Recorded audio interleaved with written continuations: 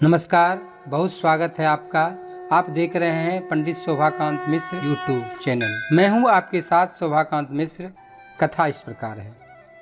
एक समय साहूकार के 7 पुत्र और एक पुत्री थी। कार्तिकी कृष्ण चतुर्थी के दिन साहूकार की पत्नी, उसके सभी बहुओं एवं कन्याओं ने संयुक्त रूप में व्रत का अनुष्ठान किया। सभी लोगों ने एक साथ सायंकाल में गणेश पूजन किया। पूजन के पश्चात साहूकार के सभी पुत्र भोजन करने बैठे। भोजन करते समय साहूकार के पुत्रों ने अपनी बहन से भोजन करने का भी आग्रह किया। बहन ने उत्तर दिया, तुम सभी लोग भोजन कर लो, मैं चंद्रोदय होने के पश्चात चंद्रमा को अर्घ्य देने के बाद ही भोजन ग्रहण करूंगी। बहन की बात सुनकर भाइयों ने कुछ दूरी पर मैदान में अग्नि जला दी और उस अग्नि के प्रकाश को छलनी में से दिखाकर कहा, बहन देखो, सामने चंद्रमा निकल आया है, अब तुम भी भोजन कर लो। भाई की बात सुनकर उस कन्या ने अपने भाभियों से भी यह बात दोहराई। उसकी भाभियां इस कपटपूर्ण बात को जानती थी।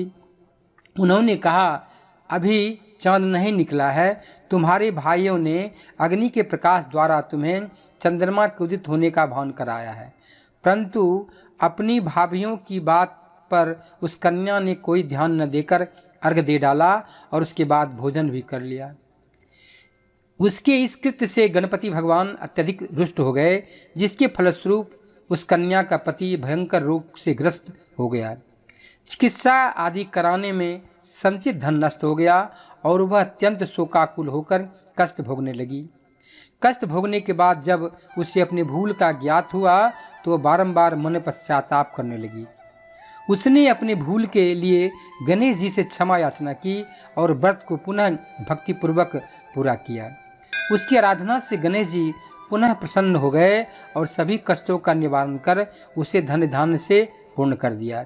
अतएव इस व्रत को जो प्राणी विधिपूर्वक संपन्न कर लेता है, उसकी सभी आशाएं, सभी मनोकामनाएं पूर्ण हो जाती हैं। इस प्रकार कथा श्रवण करने के पश्चात चंद्रोदय हो जाने पर चंद्रदेव को अर्घ्य प्रदान करना चाहिए। अर्घ्य में जल, पुष्प, अक्षत, चंदन एवं ऋतु फल को देना चाहिए। घी का दीपक जलाकर चंद्रदेव को दिखाना चाहिए।